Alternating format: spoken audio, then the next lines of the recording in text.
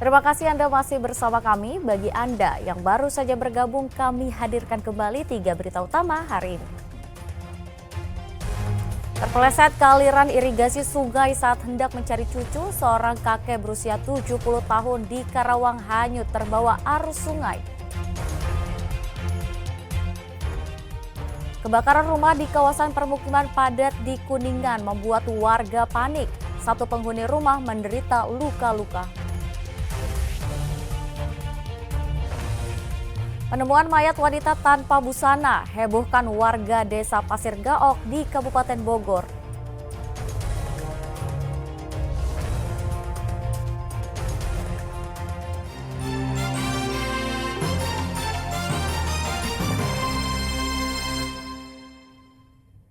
Ya, harga minyak subsidi minyak kita dan beras premium masih tergolong tinggi di pasaran di Kabupaten Bogor. Kondisi ini menyebabkan daya beli masyarakat menurun karena harga kebutuhan pokok lainnya juga tinggi. Harga minyak goreng subsidi minyak kita di Pasar Cilengsi, Kabupaten Bogor terpantau masih mahal. Demikian pun beras premium. Harga minyak kita berkisar antara 16 hingga 17 ribu rupiah per liter. Demikian juga harga beras premium. Pedagang menjual beras premium antara 15 hingga 16 ribu rupiah per kilogram. Padahal sebelumnya hanya 12 hingga 14 ribu rupiah per kilogram. Jatuhnya jadi sedus itu 192, jadi punya 7.000 doang kalau ngecer. Kalau misalkan jual dus, saya punyanya 5.000. 5.000. Iya. Kalau satunya 16.000. Iya. Tapi harga eceran tertingginya kalau tertulisnya 14.000 ya, Bu ya? Iya. Dari pemerintahnya ya? Iya. Itu harga minyak apa, Bu? Minyak kita atau? Minyak kita, saya mau jual minyak kita doang. Minyak kita doang. Tapi untuk harga beras premium berapa, Bu, sekarang, Bu? Di pasaran?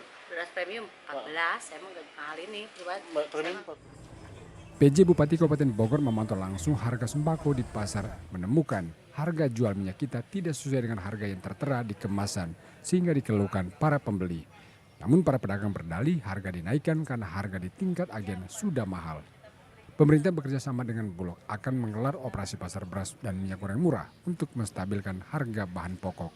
Ada kenaikan ya, jadi namun secara umum ya, kenaikannya tidak terlalu tinggi.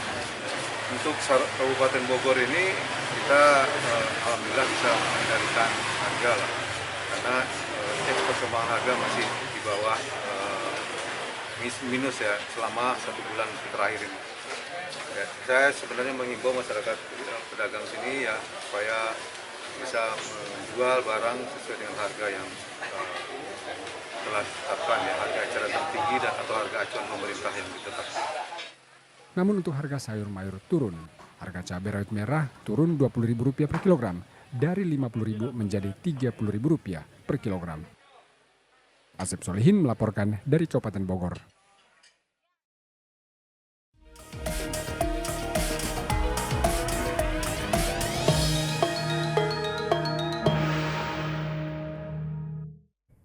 Badan Pengawas Pemilu Jawa Barat menggelar deklarasi pemilu anti politik uang dan berita hoaks di halaman Gedung Sate Kota Bandung.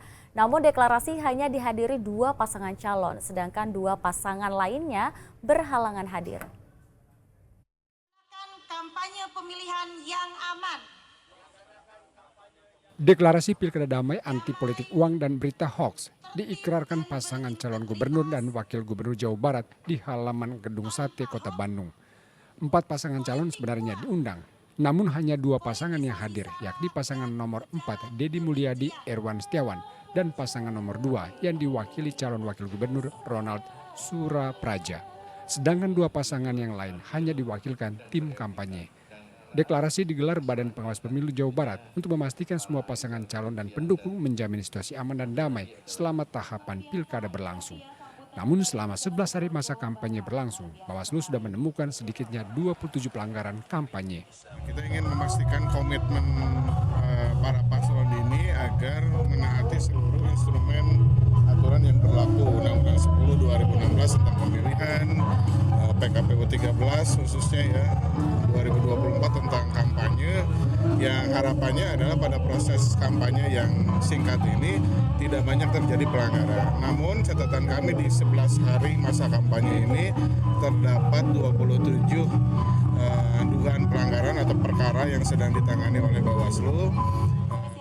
Pelanggaran kampanye ditemukan di Kabupaten Subang, Cianjur, Indramayu, Karawang, dan Majalengka. Muhammad Rizal melaporkan dari Kota Bandung.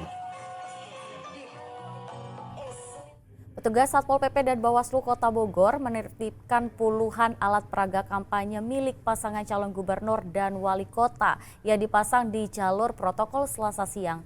Pencopotan karena pemasangan APK melanggar aturan. Pemerintah Kota Bogor melalui Satpol PP bersama petugas gabungan Bawaslu dan KPU Kota Bogor mencopot seluruh alat peraga kampanye pasangan calon gubernur Jawa Barat dan calon wali kota Bogor di jalur Istana dan Kebun Raya Bogor. Sesuai peraturan daerah, dua wilayah ini menjadi ring satu karena berdekatan dengan Istana Presiden, sehingga alat peraga kampanye dan kampanye dilarang dilakukan di dua tempat ini. Selain melanggar dari sisi tempat, APK juga dipasang di tiang-tiang listrik, lampu penerangan jalan, hingga pohon. Karena ini udah kesepakatan di korup, Bang. Emang ring satu juga, kayak gitu. Sehingga boleh ada APK ya?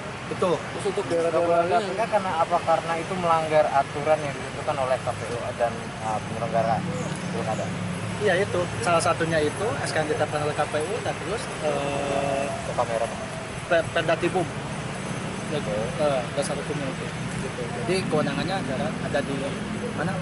Pemkot melalui Pol PP. Salah satu poinnya ini adalah tempat yang dikecualikan, yang tidak diperbolehkan ini seputaran SSA. Jadi hari ini kita melaksanakan operasi gabungan bersama KPU, Bawaslu, TNI, Polri, dan Pemkot Bogor menertibkan APK di sekitaran SSA. Petugas gabungan juga akan menertibkan APK yang dipasang di sejumlah fasilitas umum seperti perkantoran dan tempat ibadah. Salah tempat pemasangan APK merupakan bagian dari pelanggaran kampanye.